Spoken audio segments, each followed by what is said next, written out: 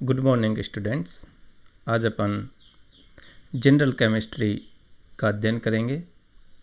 इसमें अपन जानेंगे कि केमिस्ट्री क्या होती है, केमिस्ट्री में किसका अध्ययन किया जाता है, पदार्थ क्या होते हैं, पदार्थ किसे कहते हैं, इन सब का ब्रीफ इंट्रोडक्शन आज की इस क्लास में अपन करेंगे।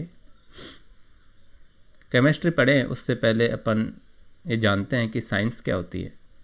What is the science? Science होती है systematic study of the nature, प्रकृति का एक क्रमबद्ध अध्ययन ही साइंस होता है। अब जो केमिस्ट्री है वो साइंस की ब्रांच है जिसमें अपन पदार्थों का अध्ययन करते हैं। Chemistry is the branch of science which deals with the study of matter. पदार्थों का अध्ययन करते हैं। पदार्थों में क्या अध्ययन करते हैं? पदार्थों का कंपोजिशन, उनकी स्ट्रक्चर, उनकी प्रॉपर्टीज और इंटरचेंजेस टू ईच अदर, इन सब का अध्ययन अपन केमिस्ट्री में करते हैं। तो यहाँ एक शब्द आया है मैटर, पदार्थ। तो पदार्थ क्या होता है, ये अपने लिए एक नया क्वेश्चन जनरेट हुआ। देखो, पदार्थ किसे कहेंगे? इस ब्रह्मांड में जो कुछ भी है जिसमें द्रव्यमान होता है, स्थान घेरता है, उसको पदार्थ कहेंगे। Anything which possess mass and occupy space. अपने चारों तरफ इस ब्रह्मांड में जो कुछ भी है जो कि स्थान घेरता है, जिसमें मास होता है, वो क्या होता है? पदार्थ होता है। अब ये सब कुछ पदार्थ हैं, वेजिटेबल्स हुए, फ्रूट्स हुए, ये माउंटेन्स हुए, ये पशु पक्षी जो भी है वो सब कुछ पदार्थ है। लेकिन अब नया क्वेश्चन यहाँ सामने आ गया, everything is matter in universe. क्या इस ब्रह्मांड में सब कुछ ही पदार्थ है? या यूँ कहूँ कि ऐसा कोई एग्जाम्पल है इस ब्रह्मांड में जिसको अपन पदार्थ नहीं कहेंगे? या सब कुछ पदार्थ है?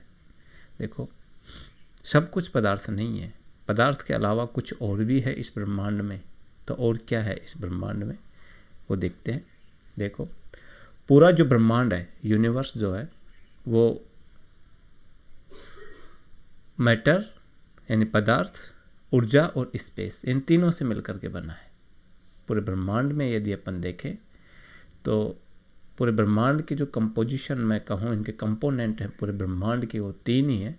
एक तो पदार्थ हो गया, एक एनर्जी हो गई और एक स्पेस हो गया। पदार्थ तो अपन समझ चुके हैं कि पदार्थ क्या है। पदार्थ है जो द्रव्यमान रखता है और स्थान घेरता है, उसको अपन पदार्थ कह रहे हैं। अब एनर्जी क्या है?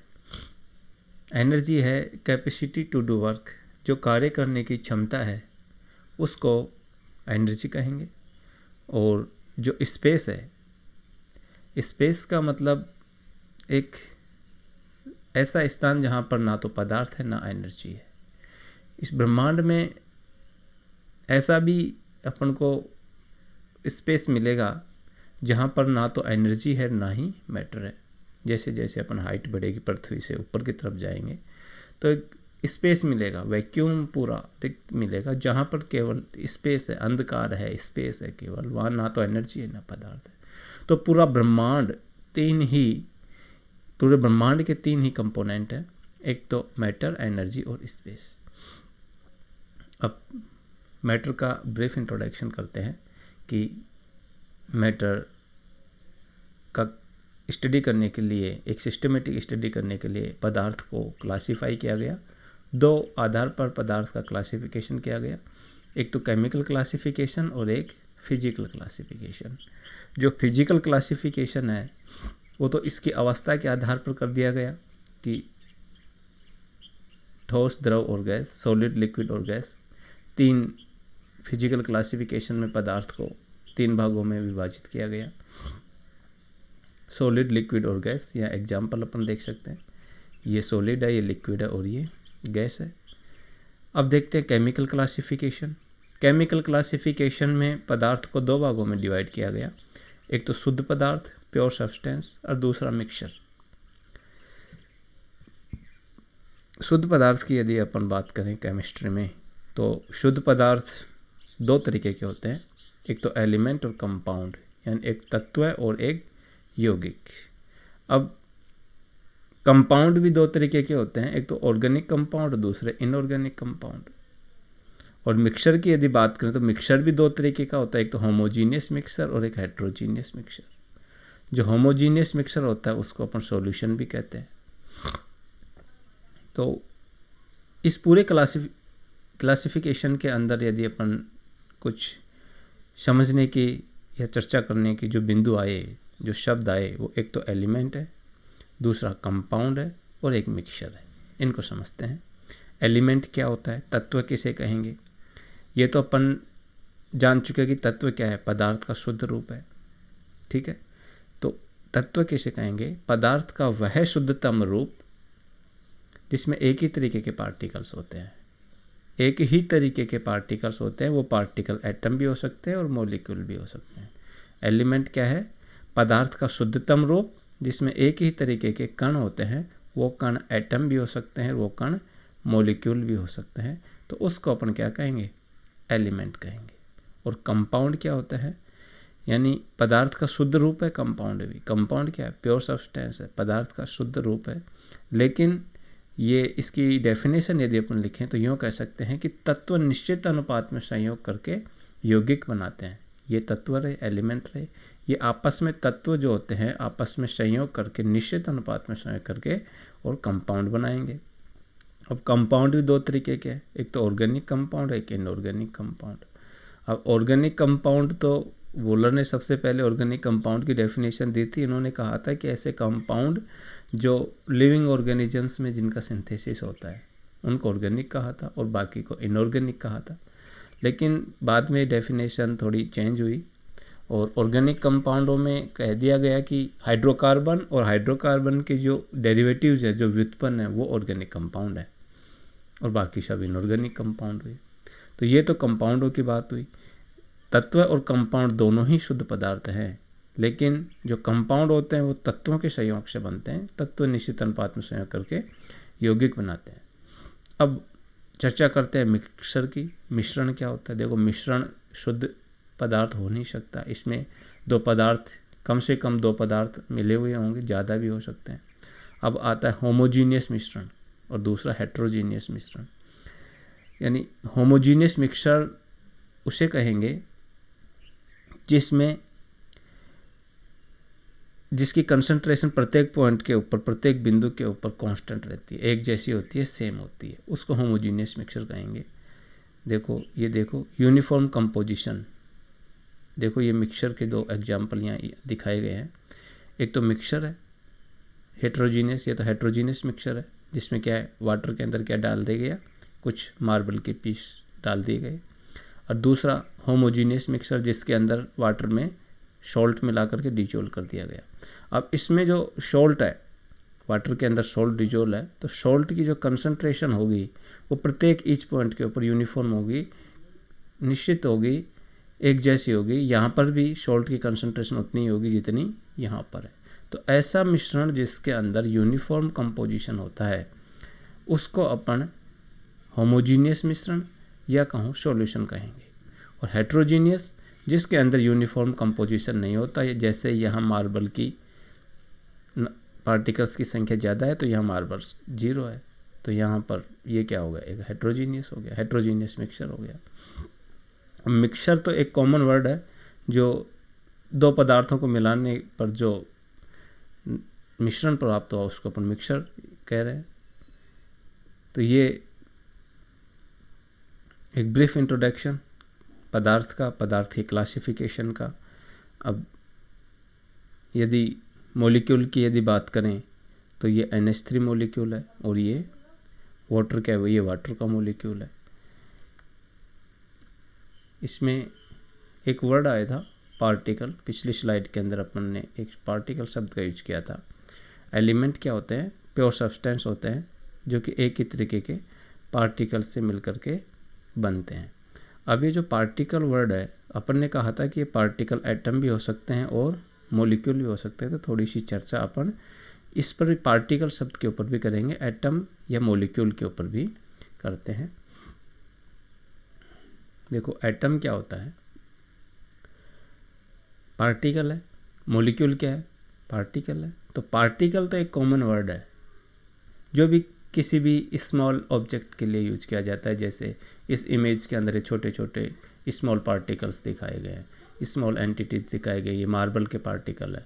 तो ये पार्टिकल तो एक नॉर्मल वर्ड है जो किसी भी स्मॉल ऑब्जेक्ट के लिए यूज किया जा रहा है। वो एटम हो सकता है, वो मॉलिक्यूल हो सकता है, ये मार्बल के पीसेज भी हो सकते हैं, और भी कोई एनी स्पेसीज जो बहुत छोटी है उसके लिए अपन पार्टिकल का यूज कर रहे हैं। अब एटम क्या होता है? एटम पार्टिकल है, लेकिन smallest particle which can participate in chemical reaction, ब्रह्मांड का वह छोटे से छोटा कण जो किसी रासायनिक अभिक्रिया में भाग लेता है, वो अणु है, वो परमाणु है, सॉरी, वो क्या है? एटम है, वो एटम। और मॉलिक्यूल क्या होता है? Molecule is made up by atoms that hold together by chemical bond. यानी मॉलिक्यूल क्या होता है? परमाणु आपस में संयोग करके अणु का निर्माण करते हैं। ये देखो, ये हाइड्रोजन का अणु है, ये हाइड्रोजन का अणु हाइड्रोजन के दो परमाणुओं के संयोग से बना है। एक हाइड्रोजन का परमाणु ये रहा, एक परमाणु ये रहा, दोनों हाइड्रोजन के परमाणुओं के संयोग से हाइड्रोजन के एक अणु का निर्माण हो गया। उसी तरीके से वाटर के अणु के बात करें तो वाटर का एक परमाणु ये हाइड्रोजन, एक परमाणु ये हाइड्रोजन, एक ऑक्सीजन परमाणु, यानी दो परमाणु हाइड्रोजन के और एक परमाणु ऑक्सीजन का आपस में संयोग किया और ये वाटर का मॉलिक्यूल बन गया। उसी तरीके से मीथेन की यदि बात करें तो मीथेन में चार परमाणु तो हाइड्रोजन के 1, 2, 3 और 4 और एक परमाणु कार्बन का। तो ये परमाणु आपस में मिलकर के मीथेन के एक मॉलिक्यूल का निर्माण कर रहे हैं। तो परमाणु तो पदार्थ का छोटे से छोटा कण है जो रासायनिक अभिक्रिया में भाग लेता है। कंडीशन है यहाँ पर रासायनिक अभिक्रिया में भाग लेने वाला। परमाणु से छोटे भी कण हैं लेकिन वो रासायनिक अभिक्रिया में भाग नहीं लेते। परमाणु वह छोटे से छोटा कण है जो रासायनिक अभिक्रिया में भाग लेता है। और अणु परमाणु निश्चित अनुपात में संयोग करके अणु का निर्माण करते हैं, वो अणु हो गया। अब देखते हैं ऑर्गेनिक कंपाउंड। देखो ऑर्गेनिक कंपाउंडों की यदि अपन बात करें, चर्चा करें तो they were originally obtained from animals and plants. सामान्यतः ये एनिमल और प्लांट के से ही प्राप्त होते हैं, इनके अंदर इनका सिंथेसिस होता है। लेकिन इन ये डेफिनेशन थोड़ी चेंज हो गई। प्रेजेंट में जनरली ये कहा गया है कि ऑर्गेनिक कंपाउंड जो होते हैं वो या तो हाइड्रोकार्बन होते हैं या इसके डेरिवेटिव्स होते हैं। जैसे एग्जाम्पल के तौर के ऊपर हाइड्रोकार्बन्स खुद हो गए, ester, alcohol, phenol, protein, carbohydrate etcetera, खूब सारे एग्जाम्पल हैं ऑर्गेनिक कंपाउंड्स के। उसी तरीके से इनऑर्गेनिक कंपाउंडों की यदि अपन बात करें तो inorganic compound they are usually obtain from minerals and rocks. ये जनरली कहाँ से प्राप्त होते हैं? मिनरल्स से या रॉक से, चट्टानों से या लवणों से प्राप्त होते हैं। इनऑर्गेनिक एसिड्स इसके एग्जाम्पल हैं such as HCl, H2SO4, carbonates, bicarbonates, borate etc। ये सब इनऑर्गेनिक कंपाउंड ही हैं। अब ये तो ऑर्गेनिक और इनऑर्गेनिक कंपाउंड। एटम का स्मॉल डिस्कशन अपन ने किया। स्मॉल पार्टिकल है एटम जो रासायनिक अभिक्रिया में भाग लेता है। मॉलिक्यूल वो है जो अणु आपस में मिलकर के बनाते हैं। अब यहाँ यदि एग्जाम्पल देखें तो ये एक ऑर्गेनिक कंपाउंड है क्योंकि ये हाइड्रोकार्बन है। वाटर की यदि बात करें तो it is not organic compound. ये ऑर्गेनिक कंपाउंड नहीं है, इनऑर्गेनिक है क्योंकि हाइड्रोकार्बन ही नहीं है। हाइड्रोकार्बन, और ये क्या है? ये भी इनऑर्गेनिक है क्योंकि ये हाइड्रोकार्बन नहीं है। हाइड्रोकार्बन हो या इसका व्युत्पन्न हो वो ऑर्गेनिक कंपाउंड होगा। तो ये एक जनरल केमिस्ट्री अपन ने डिस्कस की जिसमें अपन ने पदार्थों के बारे में पढ़ा, पदार्थों की परिभाषा पढ़ी, पदार्थों का क्लासिफिकेशन पढ़ा, स्मॉल पार्टिकल्स के बारे में डिस्कस किया कि पार्टिकल्स क्या होते हैं, और पार्टिकल्स एटम के बारे में समझा, मॉलिक्यूल के बारे में समझा, ऑर्गेनिक और इनऑर्गेनिक कंपाउंड के बारे में चर्चा की। अब नेक्स्ट क्लास के अंदर अपन एटम, मॉलिक्यूल, जो केमिस्ट्री की बेसिक टर्म्स हैं उनके बारे में स्टडी करेंगे, जिसमें सॉल्यूशन, एटम, मॉलिक्यूल, सॉल्यूशन का फॉर्मेशन, सॉल्यूशन कैसे बनाते हैं, कंसंट्रेशन की टर्म्स, नॉर्मलिटी, मोलैलिटी, इन सब की चर्चा करेंगे, इन सब की स्टडी करेंगे। थैंक यू स्टूडेंट्स, आज की क्लास में इतना ही।